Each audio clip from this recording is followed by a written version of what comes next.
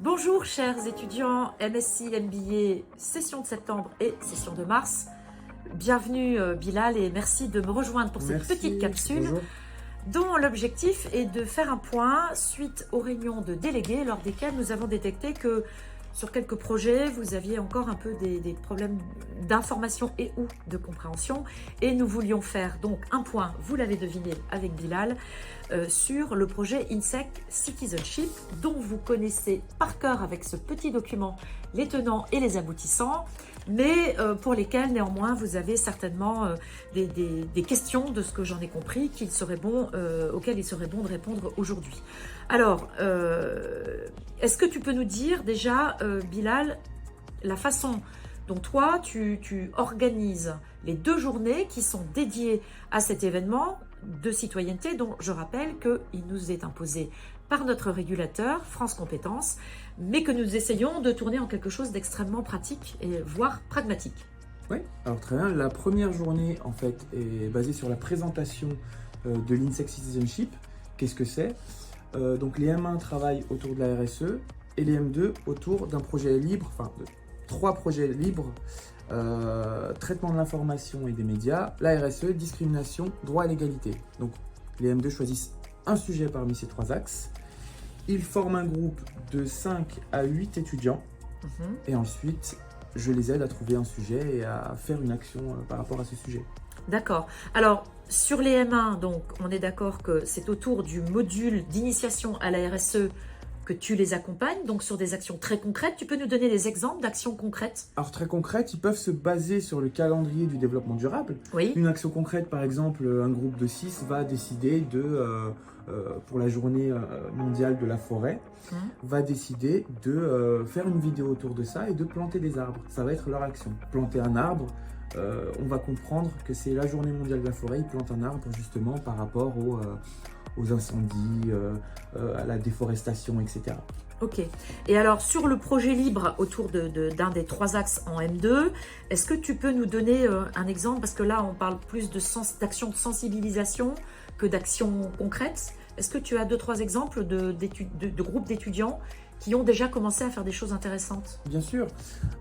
Autour du traitement de l'information et des médias, ça va être comment se répand une fake news, comment savoir la décrypter et comment ne pas tomber dans le piège justement de ces fake news-là. Donc il y a eu des micro-trottoirs de fait avec des fake news qui ont été créés par les étudiants, avec des bannières BFM TV, France Info, enfin ce que vous voulez, des bannières officielles. Merci ChatGPT. Voilà.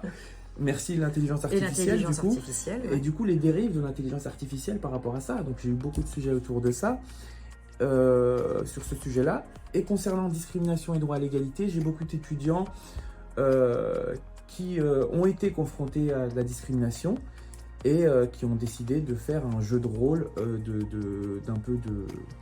de jouer le rôle du harceleur ou même en entreprise de déposer un CV et de voir d'être confronté à de la discrimination raciale ou de la discrimination sexuelle, ou etc. Ouais. Voilà.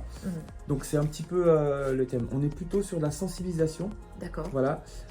Par rapport à la RSE où ça va être une action concrète. Sur les autres axes, ça va être plutôt un petit peu plus de sensibilisation et on peut aussi mener des actions, bien entendu. D'accord, très bien. Alors, ce qu'on a voulu aussi dans ce projet, c'est d'essayer de vous mettre sur ce projet en quasi totale autonomie. Donc, vous l'avez compris, il y a 2 journées. La première journée, donc, sur la présentation du projet. La deuxième, et la validation, évidemment, du sujet première aussi. Journée, présentation du projet, formation de vos groupes.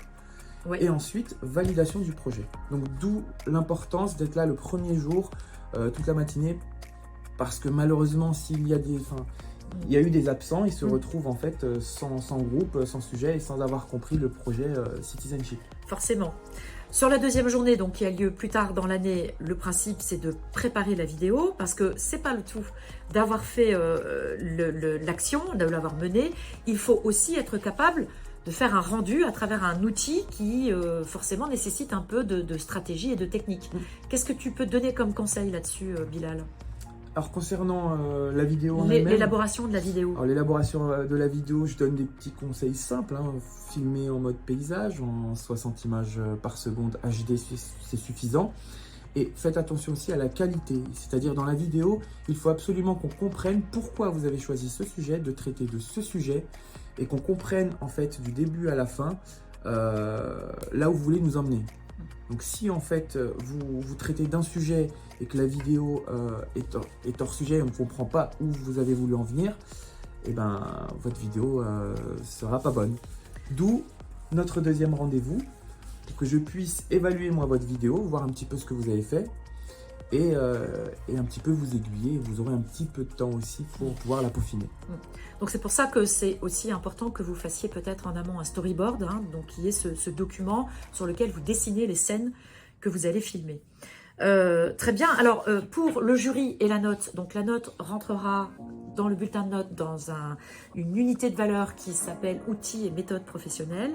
Les critères d'évaluation, puisqu'il y aura un jury au mois de juillet, une fois que vous aurez remis vos vidéos, vous avez 4 critères d'évaluation qui sont dans le fameux document, donc vous pourrez aller le consulter.